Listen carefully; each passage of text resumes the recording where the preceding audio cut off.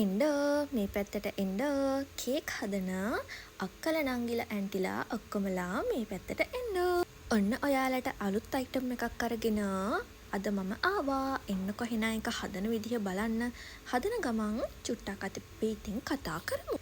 මේ ඩිසයින් එක නම් කේක් කරන ගොඩක් දෙනා මගෙන් රික්වෙස්ට් කරපු ඩිසයින් එකක්. ඒ වුණාට මට තිබුණ වැඩත් එක්ක මට හදන්න බැරි වුණ ඩිසයින් එකක්. ඉතින් අන්තිමට ඕඩර් එකක් වෙනුවෙන් මම ඒ චැලෙන්ජ් එක බාරගත්තා. මොකද මම කලින් හදලා තිබ්බ නැති නිසා. මොකද මේ ඩිසයින් එක හදන විදිහ වීඩියෝස් පවා නැහැ. ඉතින් හදන විදිහ කල්පනා කරලා එක හදන්නේ කොහොමද කියලා බලලා ඉතින් ඒවා හිතලා තමයි මේ වගේ ඩිසයින් හදන්න ඕනේ. එතකොට මේ වගේ එකක් ආවන් පස්සේ හදන්න චුට්ටක් අපිට කල් යනවා.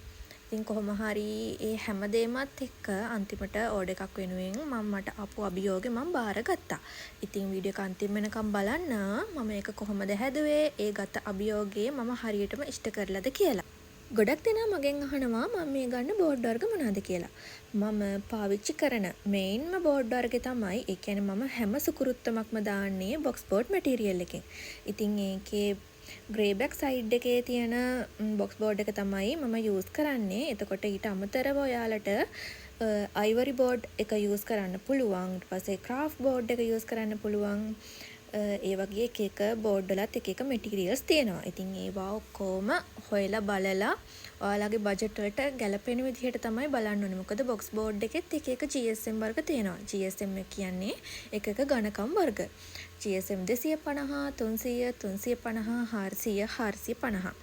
ඔය GSM එකෙන් GSM එකට ප්‍රයිස් එකත් වෙනස් වෙනවා. එතකොට ඔයාලා ඒවා හොයලා බලලා තමයි ඔයාලගේ බජට් එකට ගැලපෙන බෝඩ් වර්ග තෝරගෙන ඔයාගේ බිස්නස් එක වෙනුවෙන් ඒවා හොයලා බලලා ඔයාගේ අයිටම්ස් හදන්න ඕන.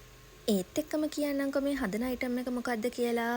මම මේ හදන්නේ ඔයාලා සමහරට Pinterest එකේ දැකලා ඇති අර වයින් ග්ලාස් එකට කේක් දාලා මේ වගේ බොක්ස් එකක දාන ඩිසයින් එකක් ඔයාලා දැකලා තියනවද? මට කියන්න තේරෙන්නේ නෑ ළම ඔය කේක් කරන කට්ටියටත් දන්නවා. මොකද මගෙන් ඒ සෑහෙන්න ඒක මේ ඩිසයින් එක රික්වෙස්ට් කරා. ඉතින් අන්න ඒක තමයි මම මේ හදන්නේ. බලන්නකො එහෙනම් වීඩියෝ එක අන්තිම වෙනකම් මම කොහොමද ඒක හදන්නේ කියලා. ඇත්තටම හරි ලස්සන ඩිසයින් එකක්. ඒ වුණාට මේ අර හදන්න පොඩ්ඩක් කල්පනා කරන්න ඕනේ මේ වගේ එකක්. මේ ඔළුව වෙහෙසන්න ඕනේ. ඉතින් අර සමහර ඩිසයින් අපි හිතන තරම් ඇත්තටම ලේසි නෑ. මාරම මහන්සියක් වෙන්න ඕන. ඔයාලට ලස්සන ප්‍රොඩක්ට් එකක් දෙන්න අපි මාර විදිහට මහන්සි වෙනවා. ඉතින් ඔන්න ෆයිනල් ලුක් එක මේක හරිම ලස්සනයි. මට බලන්නම ආස.